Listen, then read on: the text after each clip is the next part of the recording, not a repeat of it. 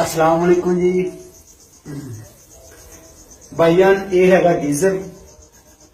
तुसी देख सकते हो इन्हों दे अगे दो पाइप लगे हुए हैं।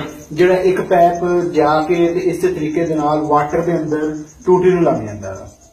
अगर आप इस तरीके नाल इन्हूं देख लो, इहदे नीचे वाली साइड ते अग बाली जाती है, हल्की जी अग दे दिओ।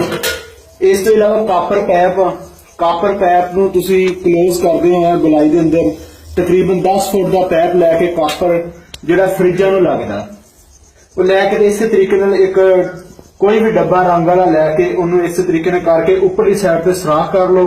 करन तो बाद अंदर इस तरीके नाल सिर्फ इन्नी गैस के थ्रू इस तरीके नाल ऊपर रख के सिलेंडर पे रखने तो बाद अंदर सिर्फ सिलेंडर की थोड़ी जी स्पीड तेज कर देनी है। थोड़ी जी स्पीड तेज करती तुम देख सकते हो दूरी भाफा वगैरह निकल लगदियां ने। अगर इस तो इलावा आप टूटी चला लेंगे, जो पानी गुजर लग पिया, पानी जो आएगा तुम देख सकते हो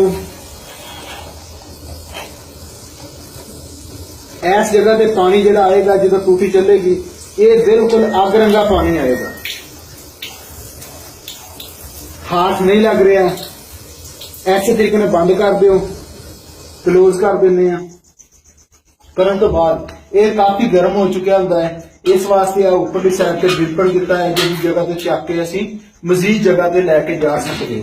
मजीद देखने वास्ते अंदरली साइड तो गौर के नाल कैमरा अगे लैके आना भाई, देख सकते हो ये अंदर कोई ऐसा फंक्शन कोई ऐसी चीज नहीं, सिर्फ और सिर्फ दो पाइप जा रहे, एक पानी वाला और एक दूसरा। ये नाल फुल अग रंगा पानी तुसी लै सकते हो बगैर किसी चीज तो, बगैर किसी कंप्रोमाइज तो, सिर्फ गैस ये नाल चला के। ठीक है जी, अगर तुहानू मेरा कोई ये चीज पसंद आई है तो लाइक जरूर करना। अल्लाह हाफिज।